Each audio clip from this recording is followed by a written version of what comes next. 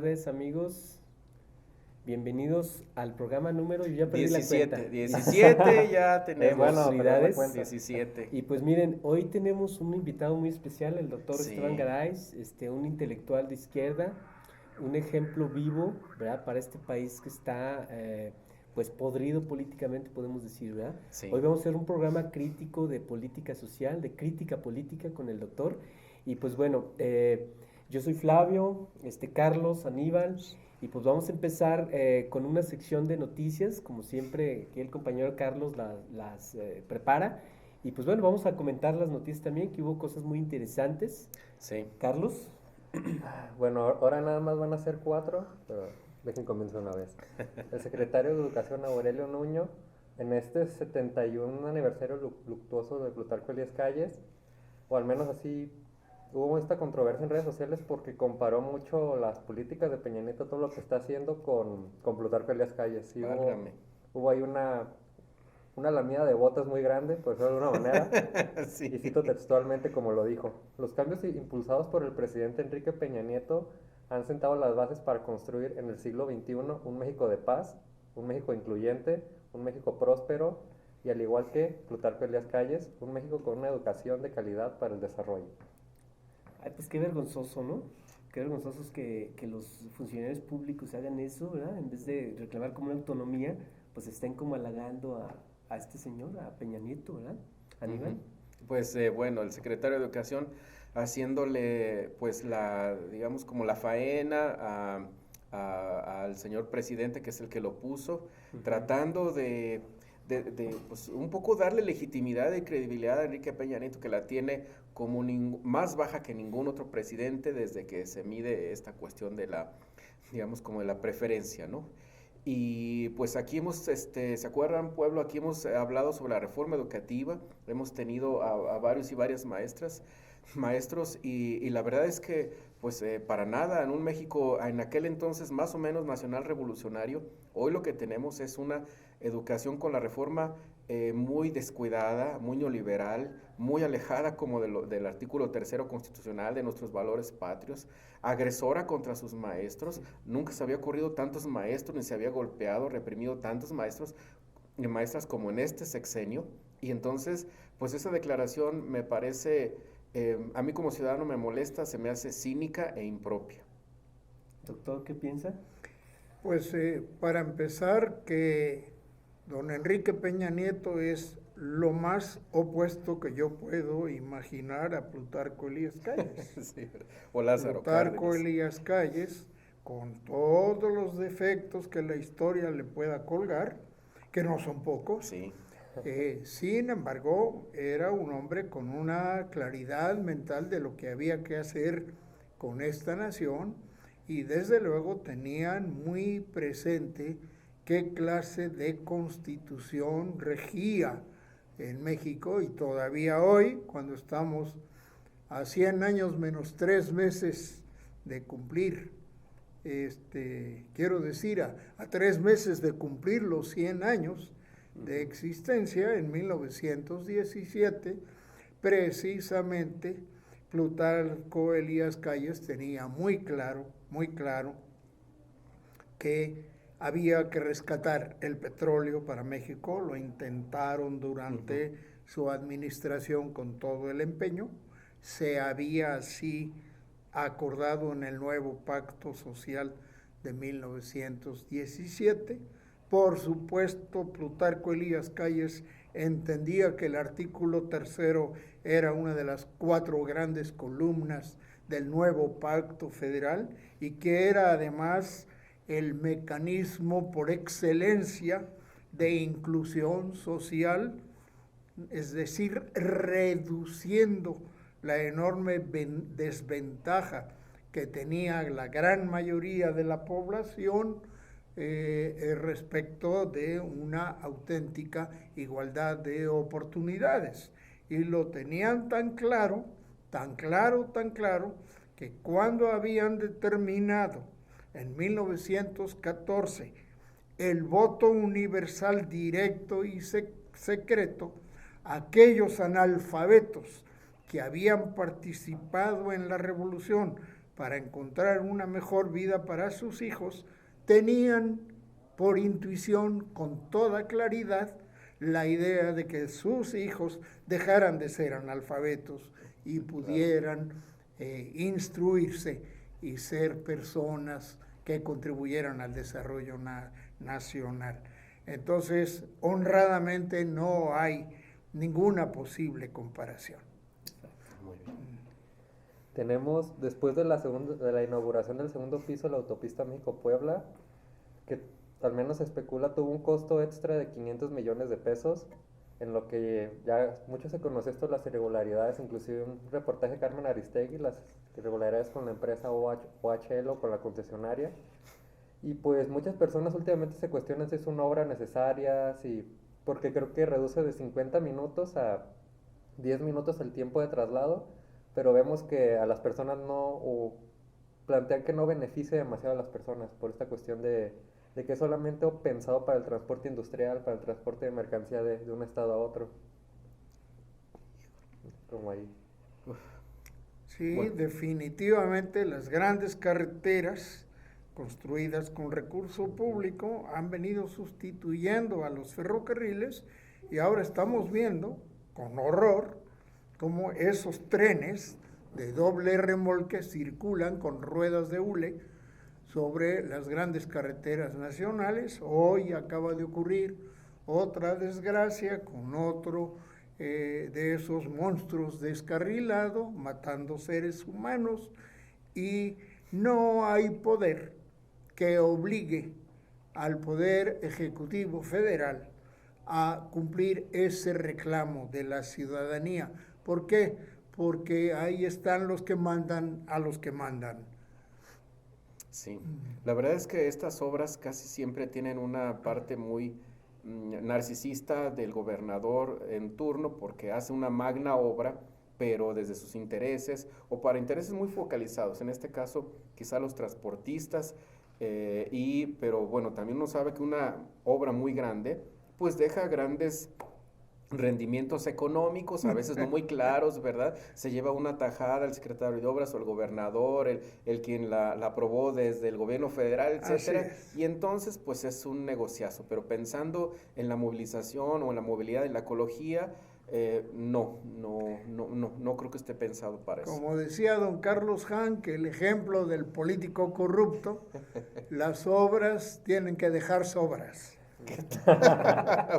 Válgame, caray. Bueno, amigos, y tenemos también, hubo esta semana inclusive hay muchas noticias sobre el conflicto en Siria.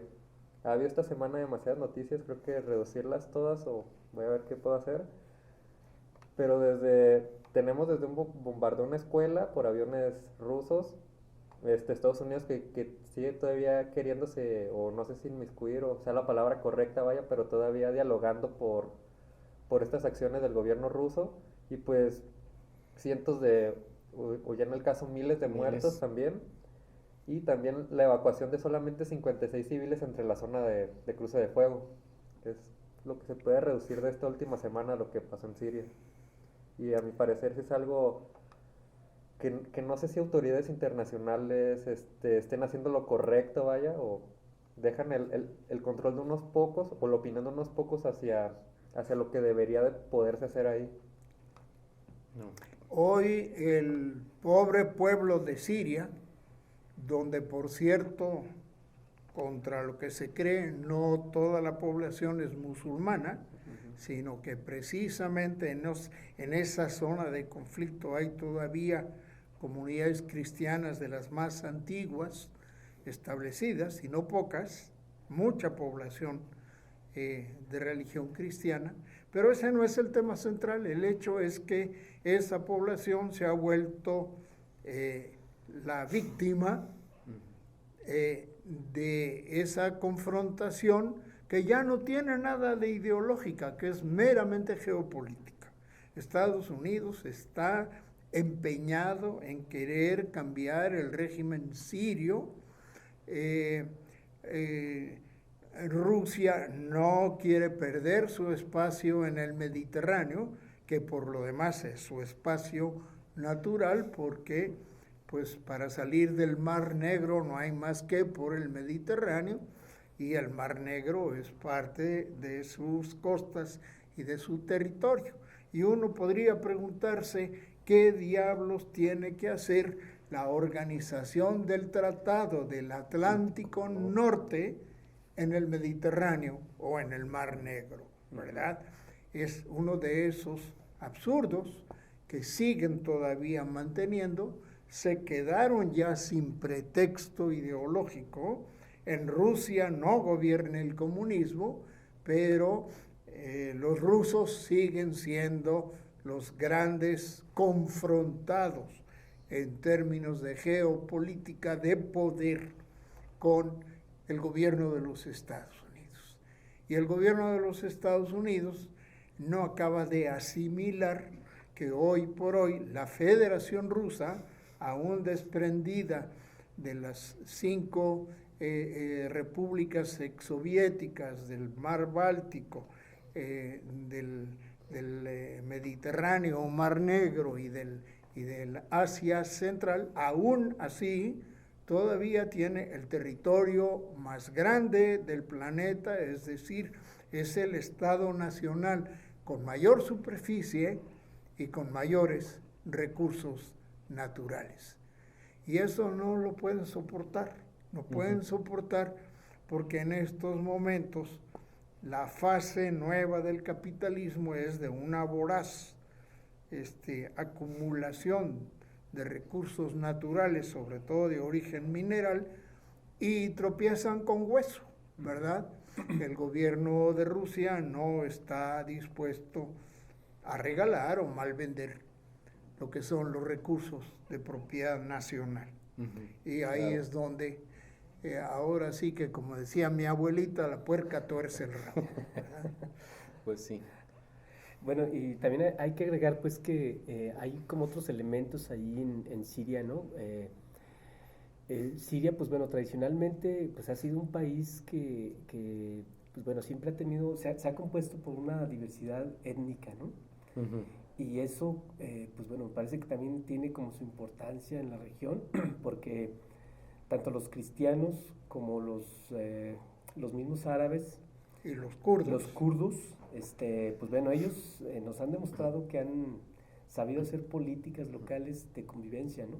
Sí es. Y las poblaciones civiles, principalmente de árabes y de cristianos, me parece que ellos siempre le han dado como ese apoyo a los gobiernos, que bueno, ahí en Siria tenemos un ejemplo de un gobierno democrático, ¿no? Que el pueblo respalda al gobierno, y en donde eso como que no les parece a muchos que han querido hacer la tercera guerra mundial, por esa región, digamos, estratégica, ¿no? No solamente para la economía, sino también por lo que implica también relaciones, términos de relaciones entre países de la región, por las distribuciones, ¿no? Porque sí, Siria es un territorio geopolíticamente estratégico. Muy ¿no? estratégico, sí. Estás tocando un tema fundamental, Flavio, porque efectivamente las fronteras de los actuales estados nacionales del Medio Oriente no las establecieron los pueblos. Exacto. Fueron subdivisiones hechas por las dos grandes potencias coloniales occidentales, la República Francesa y el Reino Unido de la Gran Bretaña, que de acuerdo con aquel gran concordato Sykes-Picot, se repartieron olímpicamente sin importarles dónde estaban asentados los respectivos pueblos. O quiénes estaban ahí, ¿verdad? Así es. Y tú muy atinadamente estás poniendo el dedo en la llaga, porque esas poblaciones están acostumbradas a convivir. Convivieron dentro del gran imperio otomano. Exacto. ¿Por qué no habrían de convivir hoy en una sección, así sea, totalmente artificial, como es el caso de las fronteras de Siria, que tiene una parte kurda, que tiene una parte de los viejos árabes cristianos que todavía hablan arameo? Curiosamente, es como una reliquia. Sí, Es como claro una que reliquia sí. histórica, y además también, por supuesto, la población más aquella gente que de algún modo, siendo de la etnia libanesa, quedó dentro del territorio sirio y han aprendido a coexistir. No se matan entre ellos. Claro. Son las grandes potencias las que han atizado el fuego. Sí, bueno, avancemos, Carlos. Y por último, esta noticia es de aquí de Latinoamérica y bueno, no sé, me da un poco de repudio darla, pero porque se nota demasiado negra. El movimiento Ni Una Menos. Esto sucedió en Argentina con la joven Lucía Pérez de 16 años, ¡Qué horror! la cual tuvo una agresión sexual inhumana, por decirlo de alguna manera, fue drogada, violada y al final como en la Edad Media empalada. Hasta el momento lo que se sabe o lo que ha arrojado la investigación fue que ella consumía marihuana, se dirigía con estas personas por contacto de una amiga, algo así, y estas personas con las que se estableció, con las que fue a comprarles, fueron las que empezó a consumir ahí con ellos, la drogaron, la violaron, la empalaron. Después estas personas la llevaron a un centro de salud ya muerta, argumentando que por una sobredosis había fallecido. Eso fue hasta lo que el momento se sabe de la noticia. Y los 3 implicados que hasta el momento ya fueron capturados por la ley, y pues lo que también se exige demasiado es una real justicia para ella, porque si, al menos como lo mencioné, es un acto inhumano, vaya, que inclusive, vaya, no por tratarse, o más bien tratándose inclusive de hombres, mujeres, niños, animales, es algo que raya en lo absurdo, por decirlo de alguna manera. Así es. Hemos llegado a una situación tal de insanidad mental, yo no sé cómo decirlo, a una brutalidad donde aquellos valores tradicionales de la libertad, de la igualdad, de la fraternidad, se han hundido totalmente. Y esto todo es producto serio de toda esta política del llamado consenso de Washington. El mundo entero se ha corrompido.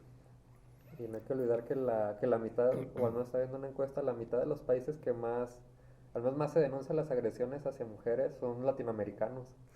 Bueno, si además encuentras que hay un sustrato cultural de desprecio y maltrato y de consideración de inferioridad hacia las mujeres, pues todavía tenemos una situación peor. Sí, Yo pienso que también habría que citar como el neoliberalismo ahora, como le dicen, pues es el capitalismo, el liberalismo es lo mismo, ¿verdad? Cómo ha hecho mentes muy egoístas, ¿no? Mentes muy individualistas, y en donde, bueno, como esa manera elemental de relacionarnos con nosotros, ya no la concebimos, ¿no? Y bueno, es curioso que este es un fenómeno muy propio de más de ciudades, ¿no? De zonas urbanas, donde la cultura pues se ha adquirido dimensiones más específicas respecto a ese tipo de situaciones. Y en parte también veo yo, pues bueno, esa gran responsabilidad que el capitalismo representa, ¿no? Sobre todo en las dinámicas urbanas, ¿no? Donde nosotros no respetamos como los principios básicos de las relaciones humanas, ¿no? Donde sí ya nos vemos ya como eso, como objetos. Porque acuérdense ustedes que el capitalismo plantea que el capitalismo no ve a los seres humanos como eso, como seres humanos, los ve como cosas, ¿no? Y efectivamente es como ya todos nos empezamos a ver como objetos, ¿verdad? Que están al servicio propio, porque tú consideras que absolutizas ese objeto de la manera más extrema y lo vas a usar como tú quieras, ¿no? Y te estás viendo ahí reflejado también, ¿no? Como una vacuidad del otro, ¿no? Del ser humano. Ya no ves al otro como lo que es, el rostro humano. Ya no lo es por ese egoísmo excéntrico y radical, ¿no? Que nos ha impuesto el capitalismo como un modo cultural de vida y de convivencia, ¿no? Es verdaderamente irritante como desde la propia autoridad todos los días nos machacan la mendiga competitividad. La competitividad es más grave antivalor que hoy tenemos y por supuesto está destruyendo la fraternidad. Porque si yo nada más estoy pensando en cómo compito contigo, un valor que viene nada más de la economía de mercado, y es un favor que le hago llamarle valor, ¿verdad? ha destruido los verdaderos valores de convivencia Humana. entre los seres humanos. Claro. O sea, está destruyendo los valores humanos y nos estamos convirtiendo, como dices Flavio, en que todos somos mercancías o todos somos competencia y competidores, cuando pues la competitividad no es más que el instinto temporal de los machos en celo, ¿verdad? Y lo que estamos haciendo es querer construir alrededor de la competitividad valores sociales. Pero lo grave es que lo diga el gobernador del estado y que lo diga el presidente de la República, y lo que es peor, que los señores legisladores federales hayan a fuerza metido la palabra hasta en el texto constitucional. Exacto. Lo cual contradice rotundamente la esencia de nuestra Constitución, que es la primera Constitución que incluyó los valores vitales, los derechos humanos vitales en la Constitución. Los grandes derechos sociales se incluyeron en una Constitución nacional por primera vez en 1917 en México, y yendo más allá de lo que se entiende por Constitución de nada más la pura estructura de gobierno. Y en el caso nuestro, el haber incluido la educación pública gratuita, el haber incluido la rectoría económica del Estado, el haber incluido la propiedad originaria sobre los bienes nacionales, sí, fundamentalmente aguas, tierras, subsuelo, petróleo, y el 123 que establece los derechos de los trabajadores como seres dignos de derechos, depositarios de derechos y no mercancía. Claro. Como lo toma el neoliberalismo. El trabajo es una mercancía, no señor. El trabajo es el producto humano más digno, y no hay en el mundo ninguna riqueza, ninguna, de ningún género, que no se haya logrado con el esfuerzo humano. El esfuerzo humano, el trabajo, es la fuente de todas las riquezas, no una mercancía. Y precisamente si algo distingue nuestra Constitución casi centenaria, es precisamente haber incluido los derechos esenciales de los trabajadores. Y ese mismo artículo, 123, establece un privilegio para lo más bello que tiene la humanidad, la maternidad. La única instancia privilegiada en toda la Constitución mexicana es la mujer materna, o sea, quien está a punto de dar a luz o ya dio a luz y tiene que amamantar a su niño. La maternidad es el único ser privilegiado en la Constitución mexicana. Y eso es humanismo, no consenso de Washington. Exacto. Ni competencia. Ni competencia. Pues son noticias atroces. Y cuando se estaba realizando la marcha aquí en México, en diferentes lugares, o movilizaciones en torno a esto que sucedió en Argentina, pues ese mismo día pues tenemos una mujer asesinada en Tultitlán, en el Estado de México, más o menos de la misma manera.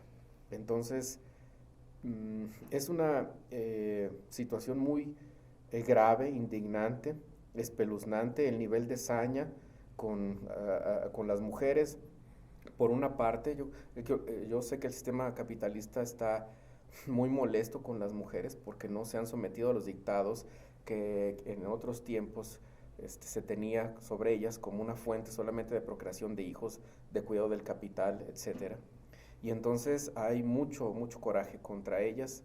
Claro que contra nosotros también, varones, pero con ellas libran o libramos una batalla muy cruenta, sangrienta, el nivel de saña va aumentando. Y en Argentina, cuando llega el señor Macri, pues empieza a intensificarse más esta situación y a agravarse más. Y de Argentina al Estado de México, pues veo a un régimen heteropatriarcal y que tiene una como estructura en contra de todo aquello que no se someta, es muy derechista. Habrá que pensar, yo pregunto, si en el Estado de México, maestro, Flavio Carlos, le dio muchos votos a Enrique Peña Nieto y Erubiel Ávila, es uno de sus bastiones más importantes. Quizá algunos millones de mujeres, no conozco por completo las cifras, pero fue una gran cantidad de mujeres que votaron por Enrique Peña Nieto, por Erubiel Ávila, y hoy viven en el Estado, la República, donde ha habido mucha más saña en estos últimos años, más muertes, más violencia hacia con ellas. Aquí rápido la cifra, del 2012 para acá, 12.950 mujeres en esa entidad han sufrido agresiones así.